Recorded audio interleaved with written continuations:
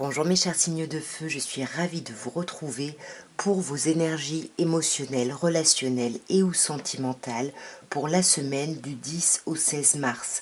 Donc on va commencer par les béliers et on va regarder directement ce qu'on peut vous dire mes chers béliers. Alors on vous parle de l'arcane majeur du chariot, on vous parle du 3 de denier et on vous parle du 5 de coupe. Alors le chariot, arcane majeur, on avance. Cette semaine, on veut avancer par rapport à sa vie relationnelle. On fonce, même si on n'a pas forcément de plan d'action. On pourrait vous parler ici éventuellement d'une personne du signe du cancer. Mais en tout cas, je pense que ce qui est le plus important, c'est qu'on veut vraiment avancer relationnellement vers une entraide, vers le fait de travailler ensemble, d'avancer ensemble, de construire ensemble pour aller vers une transformation et pour se libérer ici de certains remords ou certains regrets qu'on pourrait trimballer encore. On va voir. Alors sur le chariot, on a le 7 de coupe. Le chariot arcane 7, le 7 de coupe, on est avec un 7 également. Donc le 7, il y a cette idée d'essayer de transcender les choses, d'agir aussi sur son monde, sur la matière, sur sa façon de penser. Ici, avec le chariot, on veut agir à un niveau très concret. Mais on veut un peu tout avec ce set de coupe. Donc on vous dit attention ici à pas trop être dans l'illusion. Tout ce qui brille n'est pas forcément d'or. Et là, il faut réactiver la roue. Il y a du blocage ici avec la roue de fortune. Et pour réactiver la roue, il faut évaluer chaque potentiel et prendre des décisions, faire des choix. En tous les cas, avec le 3 de denier, pour moi, vous n'avancez pas seul. Même si 5 de bâton, ça vous demande quand même des efforts. Faut se retrousser les manches. C'est pas quelque chose qui est inné, mais vous voulez vraiment. Pour moi, ça concerne une relation. Vous voulez vraiment qu'il y ait un renouveau émotionnel. Vous voulez vous donner les moyens. Vous voulez sortir de choses qui n'ont peut-être pas fonctionné par le passé, tout en gardant une certaine forme d'autonomie et d'indépendance. J'ai l'impression que on veut vraiment sortir de difficultés du passé. Et voyez encore un 7, le 7 d'épée, on réfléchit beaucoup, on veut agir sur son mental, sur la matière, mais avant tout sur comment on veut avancer, qu'est-ce qu'on utilise en fait, quels moyens on utilise. Mais vous pouvez vous rassurer, avec un 6 de bâton, vous allez y arriver. Alors, mes chers lions, votre vie relationnelle ou sentimentale, la semaine du 10 au 16 mars. On commence avec un 3 de denier, on a ensuite l'arcane majeur de la force et le roi de coupe. 3 de denier, on vous parle de collaboration, vous travaillez. Si vous êtes avec quelqu'un, vous travaillez ensemble à construire quelque chose. Sinon, on peut vous parler du domaine du travail. Il pourrait y avoir quelque chose qui est important cette semaine au niveau du travail, quelque chose qui vous demande de vous mettre en mode force, c'est-à-dire une force tranquille, on se maîtrise mais l'air de rien, avec douceur, voyez.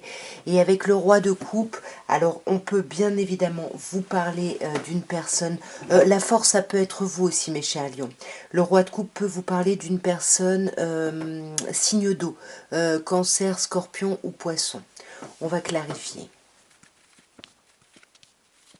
Alors, sur le 3 de denier, voyez, sur cette idée de travailler ensemble, on a le pape qui nous parle de liens officiels. Donc, soit ça parle à des personnes qui sont engagées officiellement, mariage ou autre, peu importe, et on travaille ensemble parce qu'on a un projet commun, ou on travaille à sa famille, avec ses enfants, etc. Sinon, si vous n'êtes pas en couple officiel, on peut vous dire qu'il y a quelque chose ici au niveau du travail, mais quelque chose de plutôt sain. Vous voyez, avec le pape, on fait preuve quand même de hauteur ici. Ou alors, ça peut être quelqu'un qui est au-dessus de vous hiérarchiquement. En tout cas, pour moi, soit on collabore avec son autre par rapport à un nouveau projet qui nous anime tous les deux, soit au niveau du travail, il peut y avoir quelque chose de charnel. Parce qu'en plus, avec la force, on se maîtrise, mais c'est des pulsions qu'on maîtrise. Une pulsion de quoi? D'être en couple, une envie d'être en couple, il y a quelque chose qu'on essaye enfin pas de tranquilliser, de maîtriser un peu, parce qu'on a peur d'avoir des remords et des regrets.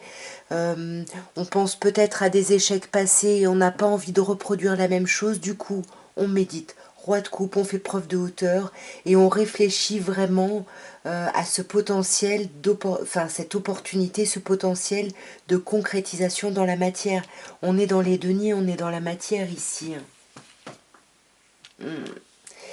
Et on a un 3 d'épée. Alors on commence avec un 3 de denier, on termine avec un 3 d'épée. Il y a deux 3. Pour moi, là, dans le relationnel, il y a d'autres énergies qui viennent perturber un peu le couple, perturber un peu votre travail, votre évolution.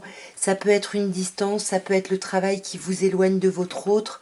Mais en tout cas, il y a des blocages là. Hein. Attention, il faut penser ses plaies et dans votre méditation, essayez de réfléchir à comment ne pas avoir mal, ne pas ou plus avoir mal et comment ne pas ou plus faire mal.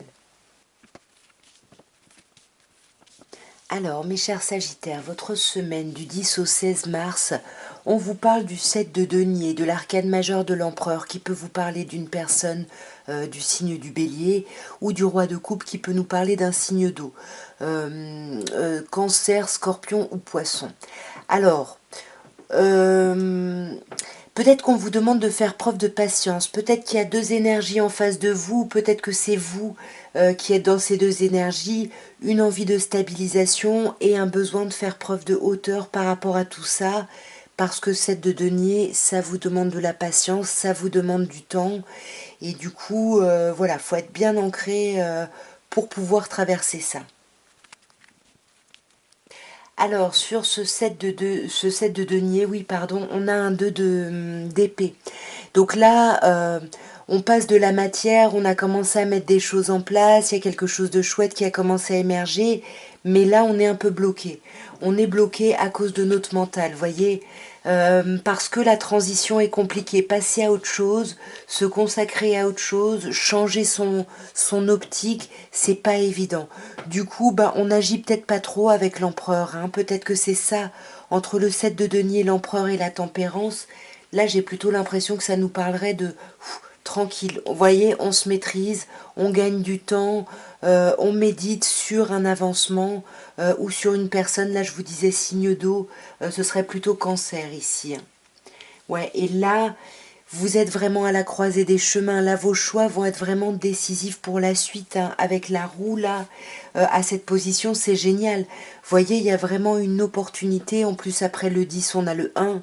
Il y a quelque chose qui peut être vraiment, vraiment, vraiment très chouette.